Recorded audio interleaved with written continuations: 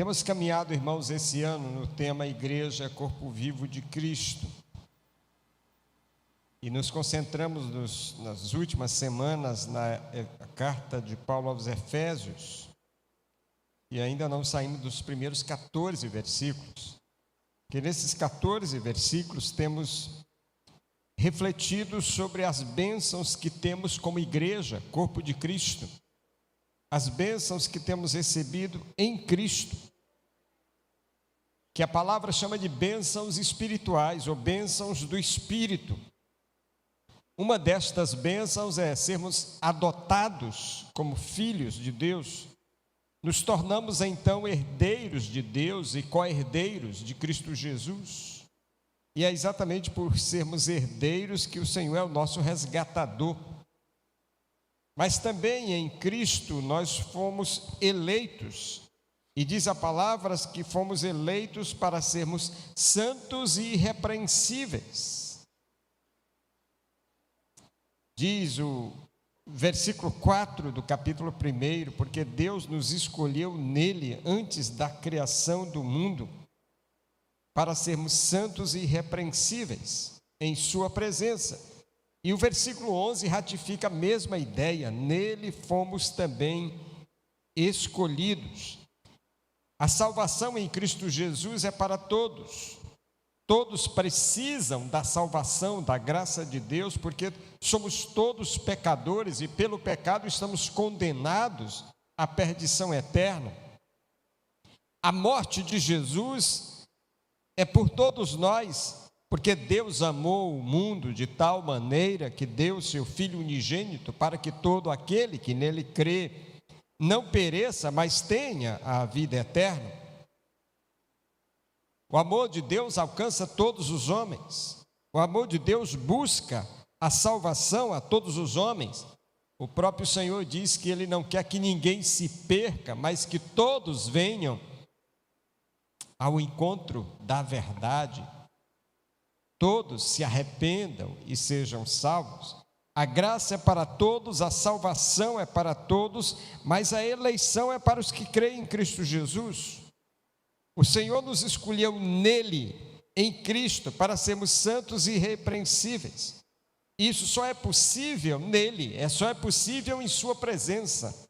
Nenhum de nós tem força contra o pecado, nenhum de nós tem capacidade de vencê-lo, a não ser com o poder de Deus. Nossa natureza pecaminosa, ela já nos leva diretamente ao pecado. Dependemos de Cristo, dependemos de estar nele para vencermos o pecado e termos vida santa. Essa expressão Jesus usa, ou Paulo usa em Efésios 5:27, a respeito de Cristo Jesus, quando diz que Jesus quer apresentar a igreja santa e irrepreensível a Ele mesmo. É obra dele em nós, é obra dele em nós para Ele. Então eu vou pedir a você de novo para a gente ler os 14 versículos de Efésios 1. Quem sabe daqui a pouco você, que tem memória melhor do que a minha, recita os 14 versículos de tanto repetir aqui nos cultos de domingo. Efésios 1, de 1 a 14. Estou usando a NVT, que é a versão que a gente vai encerrar a leitura da Bíblia agora em abril. E depois em junho a gente começa uma nova campanha de leitura da Bíblia. E aí vamos usar a século 21. A palavra diz assim: eu, Paulo, apóstolo de Cristo Jesus, pela vontade de Deus, escrevo esta carta ao povo santo em Éfeso, seguidores fiéis de Cristo Jesus. Que Deus, nosso Pai, e o Senhor Jesus Cristo, lhes deem graça e paz.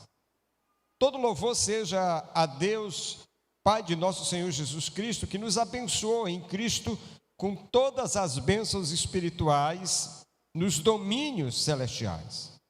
Mesmo antes de criar o mundo, Deus nos amou e nos escolheu em Cristo para sermos santos e sem culpa diante dele.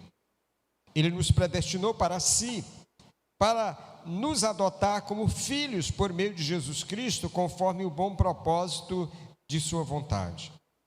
Deus assim o fez para o louvor da sua graça gloriosa que Ele derramou sobre nós em seu Filho amado. Ele é tão rico em graça que comprou nossa liberdade com o sangue de seu Filho e perdoou os nossos pecados. Generosamente derramou a sua graça sobre nós e com ela toda a sabedoria e todo o entendimento. Agora Deus nos revelou sua vontade secreta a respeito de Cristo, isto é, o cumprimento de seu propósito, de seu bom propósito. E o plano é este: no devido tempo, Ele reunirá sob a autoridade de Cristo tudo que existe nos céus e na terra. Além disso, em Cristo, nós nos tornamos herdeiros de Deus, pois Ele nos predestinou conforme seu plano e faz que tudo ocorra de acordo com a sua vontade. O propósito de Deus era que nós, os primeiros a confiar em Cristo, louvássemos a Deus e lhe dessemos glória. Agora vocês também ouviram a verdade, as boas novas da salvação. E quando creram em Cristo, Ele colocou sobre vocês o selo do Espírito Santo que havia prometido. O Espírito é a garantia da nossa herança até o dia em que Deus nos resgatará como sua propriedade para o louvor da sua glória. Hoje eu queria me concentrar com você no versículo 7. Diz assim: Ele é tão rico em graça que comprou nossa liberdade com o seu sangue, ou com o sangue de seu Filho, e perdoou nossos pecados. Na linguagem mais tradicional de João Ferreira de Almeida, que talvez seja que você tenha, diz assim: nele temos a redenção por meio de seu sangue, o perdão dos pecados de acordo com as riquezas da graça de Deus. Perceba que o texto está falando, e eu disse isso logo no início da primeira mensagem, esses 14 versículos são uma espécie de hino de louvor de Paulo, em que ele glorifica e louva a Deus pelas bênçãos derramadas sobre nós. Nesse texto, há duas bênçãos claramente definidas aí, ou mencionadas aí. Versículo 7, comprou nossa liberdade com o seu sangue, ou com o sangue de seu Filho. Nele temos a redenção por meio de seu sangue. Estou lendo nas duas linguagens. Então, a primeira bênção espiritual que temos aí é a redenção. E a segunda está no final do versículo: perdoou nossos pecados, ou o perdão dos pecados na linguagem tradicional. Redenção e perdão. Duas bênçãos que nós, igreja, corpo vivo de Cristo, temos nele, no Senhor. O texto diz exatamente assim: nele temos a redenção. No Velho Testamento, a figura do redentor ou do libertador, que era sempre um parente próximo, que quando alguém da sua família perdia, por exemplo, as terras, alguém tinha qualquer problema financeiro, chegava a uma pobreza extrema, que perdia todas as suas propriedades, então o redentor, um parente próximo, ia lá, pagava a dívida e comprava de volta a terra, entregando aquele que a perdeu. Isso era então redenção. Mas a coisa podia ser mais extrema. Alguém, por exemplo, poderia perder tudo e depois então, para sobreviver, se tornar escravo de outro. O parente próximo que tivesse recursos poderia então comprar aquele que era escravo e o redimir, o libertar da escravidão, trazer para a família e deixá-lo livre. Se você olhar os capítulos 25 e 27 do livro de Levítico, ali a gente encontra uma outra situação da redenção. Deus criou para seu povo, o povo de Israel, no Velho Testamento, o chamado Ano do Jubileu. O que era isso? Era o ano da redenção. Era o ano da libertação. A cada 50 anos, as terras que fossem tomadas por dívidas de alguém que empobreceu a tal ponto, ou alguém que se fez escravo nessa situação, a cada 50 anos, tanto a terra quanto o escravo era declarado livre. A palavra redenção, ela traz a imagem de escravos que estão expostos no mercado, à venda, e alguém que chega lá e os compra. Só que a palavra redenção, naquele contexto, era para alguém que comprava o escravo e, ao invés de torná-lo seu escravo, o libertava. Claro, naquele contexto isso era muito raro, mas acontecia. Acontecia. E quando isso acontecia, aquilo era redenção, e aquele era o redentor. Comprou o escravo e o libertou. Então a imagem desta expressão é da compra do escravo, mas também da liberdade da escravidão. Quando Paulo escreve aos Efésios e usa esta expressão, que nele temos a redenção pelo seu sangue, essa imagem era muito clara para a igreja que estava recebendo. Porque era algo muito comum nas feiras se encontrar escravos expostos para a venda, como se fossem animais. Também havia situações em que a palavra era usada para libertação de alguém que foi sequestrado e o outro que pagava o resgate do sequestro. Mas está sempre envolvido escravidão, pagamento, libertação. Este é o conceito, é isso que está envolvido no termo redenção.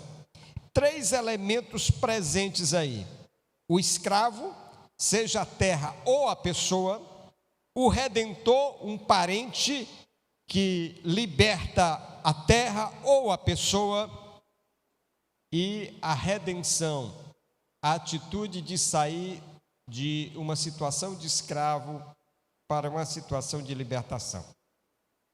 Quando Paulo diz que em Cristo temos a redenção por meio do seu sangue, esses 3 elementos estão presentes. Primeiro, nós éramos escravos. Nós éramos, e eu quero usar bem isso para você ficar muito claro na sua cabeça, porque você não pode mais ser escravo. Se for, não foi redimido. Nós éramos escravos. A Bíblia diz exatamente isso, que nós somos pecadores por natureza e por escolha. Quando você olha Romanos 3, de 1 a 10 e o verso 23, a conclusão é muito taxativa. O texto vai dizer que não há um de nós que seja justo ou que busque a Deus, e que todos nós estamos no pecado.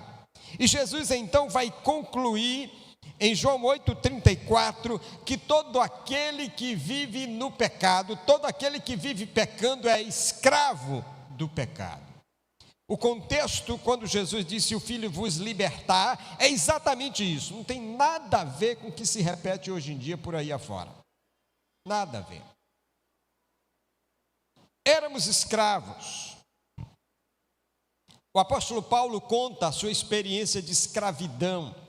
Não escravidão no sentido físico, Paulo era cidadão romano, mas escravidão do pecado.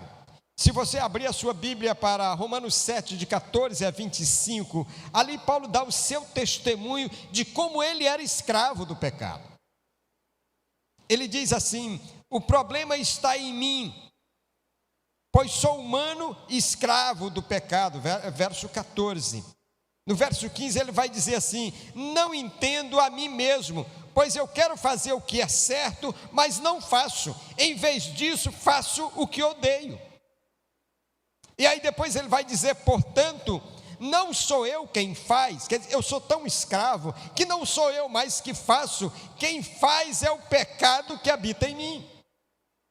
Quero fazer o que é certo, diz ele, mas não consigo. Quero fazer o bem, mas não faço. Não quero fazer o que é errado, mas assim mesmo faço. Então, se faço o que não quero, na verdade não sou eu quem faz, mas o pecado que habita em mim.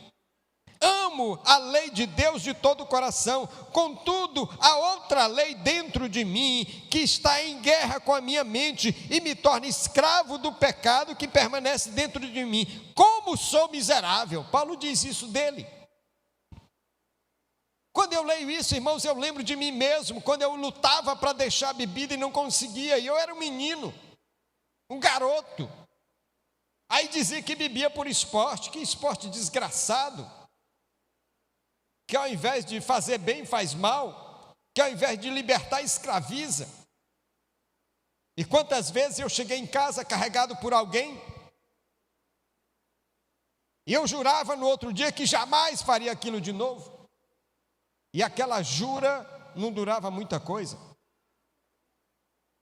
E Paulo olha para ele quando estava no pecado sem Cristo, e ele vê exatamente isso. Ele diz: olha, eu projeto fazer o bem, mas não faço.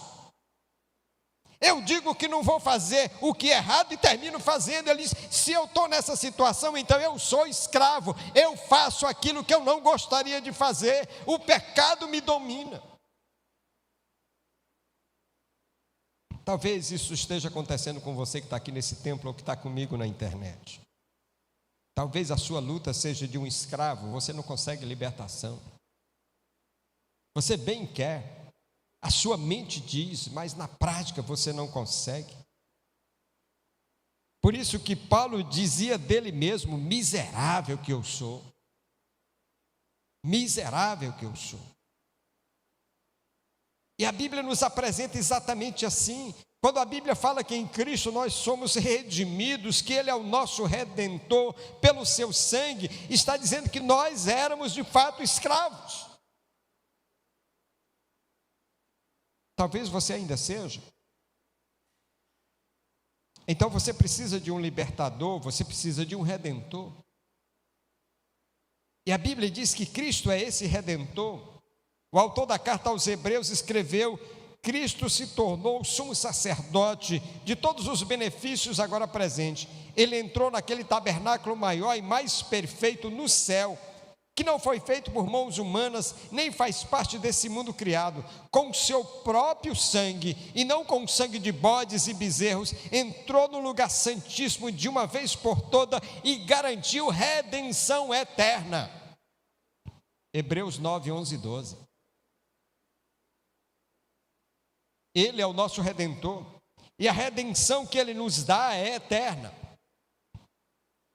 Ele não só conquistou a nossa redenção, mas o fez para sempre. A minha e a sua redenção é eterna. Não fique temeroso achando que a sua salvação é temporária, achando que ela está presa a alguma coisa que você faça ou deixe de fazer. O sacrifício dele foi perfeito e eterno, uma vez para sempre. Se eu e você perdêssemos a salvação, nós estaríamos admitindo que o Senhor precisava de um novo sacrifício. Como lá no passado acontecia. Os animais eram ofertados e sacrificados a cada pecado, a cada confissão.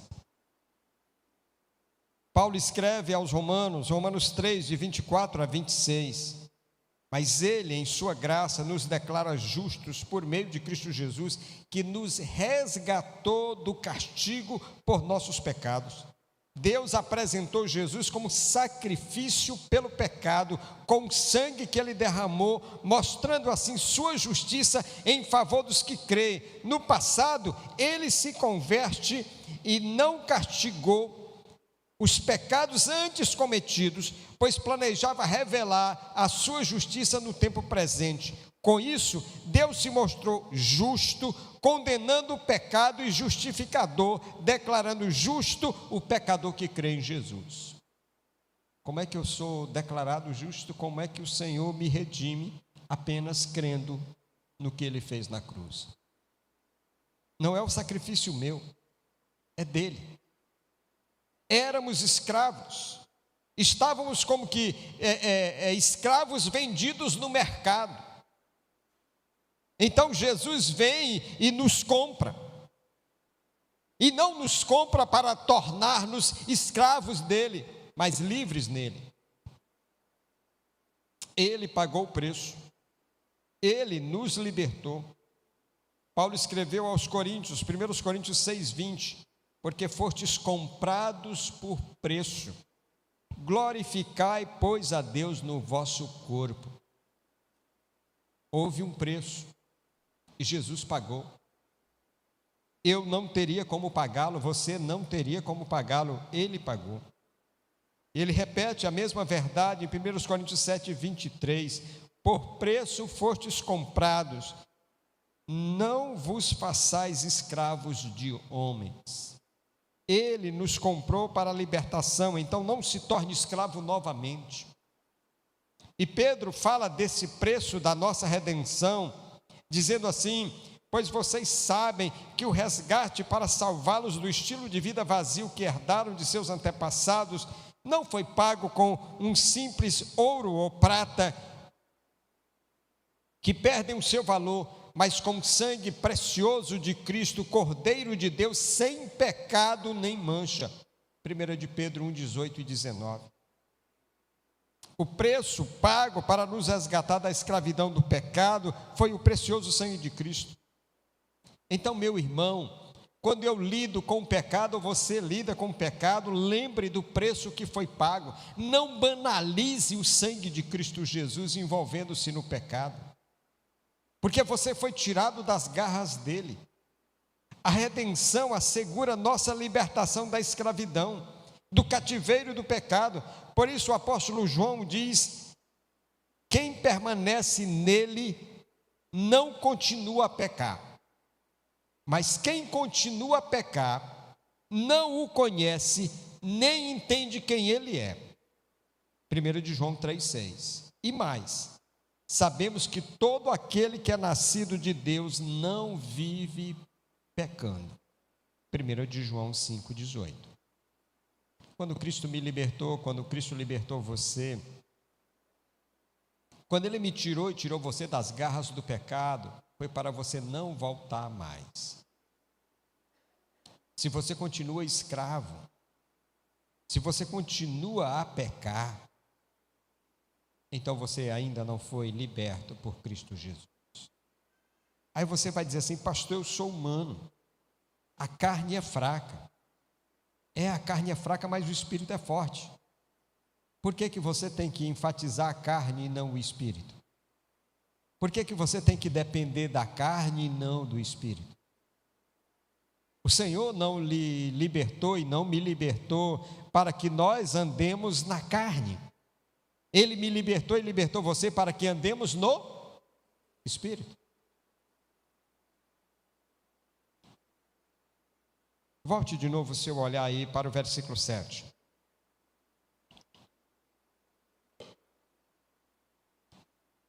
Ele é tão rico em graça, que comprou nossa liberdade com o sangue de seu Filho e perdoou os nossos pecados.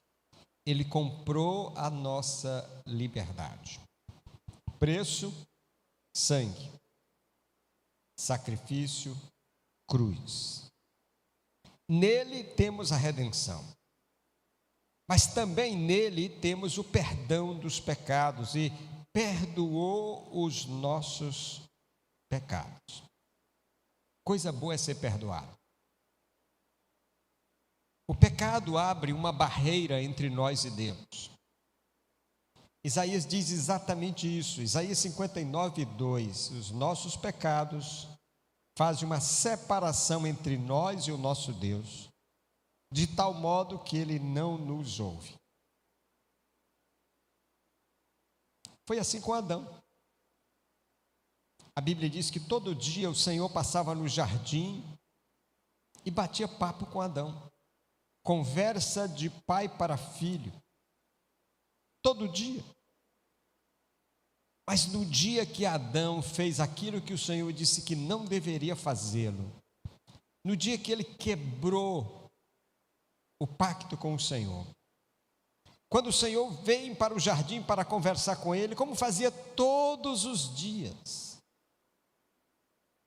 Adão descobriu que agora tinha uma barreira, um abismo, que não existia antes. E que não foi Deus que criou, foi ele, na desobediência.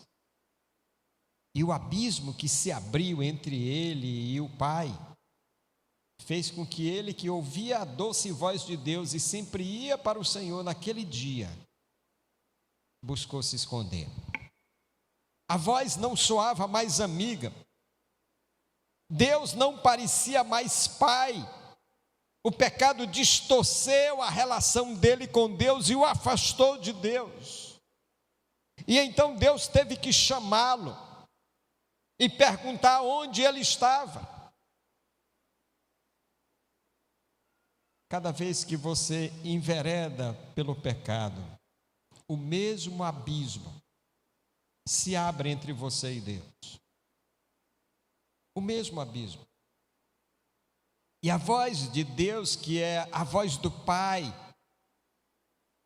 passa a ser a voz do juízo. E a voz de Deus, que é a voz do amor, passa a ser a voz do acusador. E o que você faz, e o que eu faço, me escondo. Ou tento me esconder, porque não é possível ninguém se esconder de Deus. Mas a gente tenta. A gente foge da palavra, a gente foge dos irmãos. A gente foge das situações que me levem a pensar no Senhor. E quando lá uma vez a gente resolve aparecer na igreja, a gente aparece desconfiado, parece que todo mundo sabe o que a gente está fazendo. E quando o pastor prega e que toca no ponto, a gente já acha que alguém foi dedurar a gente para o pastor. Quando na verdade o Espírito de Deus está tocando e dizendo: filho, eu sei onde você está. Filho, eu sei o que você está fazendo. Filho, eu estou te chamando para te perdoar. Lá no sistema de culto do Antigo Testamento, isso era resolvido com o sacrifício de animais pelo pecado. Diariamente no templo, pela manhã e à tarde, um cordeiro era sacrificado pelo pecado do povo, conforme Êxodo 29, de 38 a 42.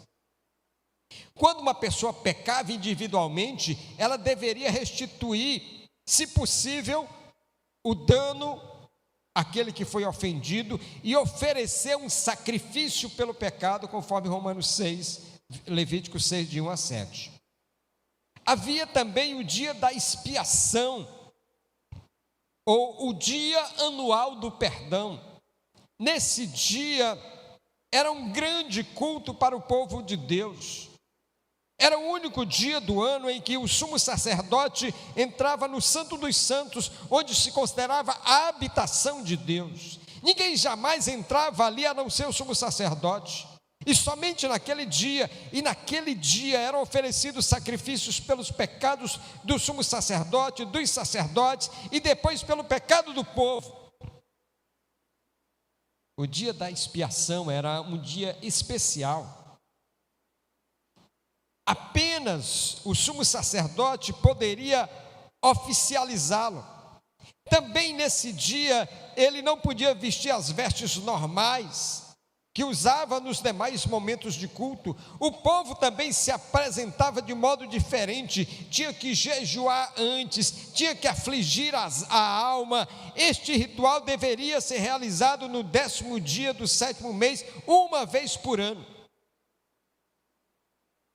Todo todo o sistema de sacrifício do Velho Testamento apontava para o dia que o sacrifício perfeito viria, e então cessariam todo o sacrifício de animais no templo, no culto.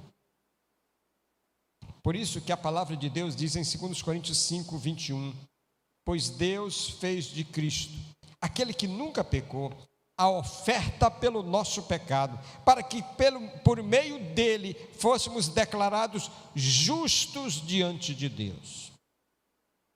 Eu não sou justo, você não é.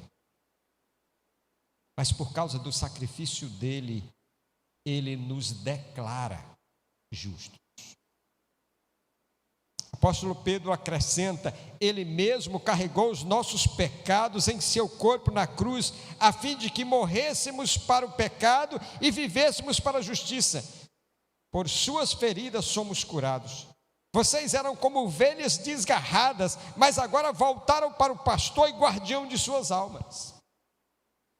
Quando Deus nos perdoa, a gente restabelece a comunhão. Quando Deus nos perdoa, nós podemos voltar para Ele. Quando Deus nos perdoa, nós podemos ter comunhão com Ele. Quando Deus nos perdoa, a voz passa a ser a voz do Pai que chama o Filho, a voz do pastor que chama a ovelha. E Jesus diz: eu sou o bom pastor dá a vida pelas ovelhas. Mas Ele diz: elas ouvem a minha voz. Em Cristo há perdão, em Cristo há reconciliação com Deus. Sabe, foi isso que experimentou o filho pródigo. Ele vai para o pai, e então ele diz para o pai que quer a parte da herança que lhe cabia. De posse da herança, ele vai para o mais longe possível da casa do pai. E então ele usa aquilo que o pai lhe deu, todos os recursos que o pai o abençoou, ele usa para gastar de forma dissoluta. Enquanto tem dinheiro, tem amigos. Enquanto tem dinheiro, tem farra. Enquanto tem dinheiro, tem festa. Mas de onde se tira e não se bota, acaba. E foi isso que aconteceu com ele. De repente ele viu que não tinha mais recurso nenhum. E como não tinha mais recurso, os amigos que ele achava que tinham desapareceram. Ninguém estava mais lá para falar com ele, ninguém estava mais lá para lhe dar atenção. E então ele chega à situação de extrema pobreza, ele chega à situação de morador de rua. E aí é quando ele lembra do pai. E aí é quando ele se arrepende de tudo que fez. E a expressão que o texto usa é caindo em si. Ele percebe todo o erro que fez, ele percebe todo o pecado que cometeu, e então arrependido ele toma uma decisão de voltar para casa. Mas ao voltar para casa, ele já tem declarado o que vai fazer. Ele vai chegar lá e vai dizer para o pai: pai, eu pequei contra ti, eu não sou digno de viver nessa família, eu não sou digno de ser chamado teu filho. Ele reconhece todo o erro, ele reconhece todo o pecado, aí ele vai dizer: pai, eu não quero que o Senhor me receba como filho, recebe-me como um dos teus empregados. Ele sabia que não tinha mérito nenhum, mas a surpresa dele é que ele chega na casa do pai, e o pai, que de fato deveria tratá-lo como ele achava que deveria, o pai vai o abraçar, beijar. O pai vai chamar os empregados e mandar dar roupa decente. O pai vai chamar os empregados e mandar dar calçado, porque nem isso ele tinha mais. O pai vai pegar o anel da família e mandar botar no seu dedo. E o pai, que tinha um bezerro cevado, esperando o dia que isso ocorresse, vai mandar matar o bezerro e vai chamar todo mundo para uma grande festa, porque ele tinha uma alegria: esse meu filho estava morto e reviveu, estava perdido e foi achado. Não há pecado que Deus não possa perdoar. Não há vida que Deus não possa consertar. Não há arrependido que o Senhor não celebre. Todo que se arrepende será recebido pelo Senhor, e todo que se arrepende terá celebração do Senhor. Sabe o que aquele moço experimentou? Dívida liquidada. Quem não entendeu foi o outro irmão que chegou. O outro irmão não entendeu. Como às vezes a gente não entende, né? A gente olha para alguém que diz: poxa, mas esse cara foi tão pecador, esse cara fez isso, estrangulou e fez mais aquilo. Não, você diz: esse aí não, é como se o meu pecado fosse menor do que o dele. Eu acho que eu devo ser perdoado, eu mereço, mas ele não. E na verdade a graça de Deus nos alcança sem mérito nenhum. Nem eu, nem você, ninguém. No perdão, o Senhor liquida a dívida. No perdão, o Senhor diz: olha, está consumado, está pago. No perdão, eu não tenho mais nada a pagar, Ele o fez. Ele pagou. O que eu preciso fazer? Receber. E esta é a expressão em João 1,12: mas a todos quanto o receberam. Quando você recebe Jesus, você recebe toda a obra dele na cruz. Você recebe todo o perdão que ele tem. A sua dívida é liquidada, mas você precisa dar o passo da fé. Enquanto você não receber, a dívida está lá, pendente. Não porque ela não foi paga, simplesmente porque você não aceitou o pagamento. Você não recebeu o pagamento. Baixe sua cabeça. Você que está na internet, pare tudo que você estiver fazendo, baixe sua cabeça também. Examine a sua vida diante do Senhor. Você que tem se declarado crente, talvez já tenha sido batizado, membro de uma igreja. Examine sua vida. Se você está na prática do pecado, se você é escravo, não consegue deixar alguma coisa, o Senhor ainda não lhe libertou. A redenção não chegou a você, ela precisa chegar. O Redentor veio. E Ele quer libertá-lo. Se você ainda não é crente, não disse sim para Jesus, a sua dívida está paga. Ele o fez na cruz. Agora você precisa receber. Você precisa crer na obra que Ele fez na cruz e receber o pagamento. Como? Entregue a vida a Ele, porque Ele pagou. Ele deu a vida por você. E agora você precisa dizer: Senhor, a minha vida não é mais minha, é sua. Dê a vida a Ele. Dê a vida a Ele. Você quer fazer isso agora? Se você está aqui no templo, pode continuar orando. Só levante a mão dizendo: eu quero fazer isso. Eu quero entregar minha vida a Jesus agora. Eu quero recebê-lo na minha vida agora. Tem alguém? É só levantar a sua mão, dizendo: eu quero. Tem alguém?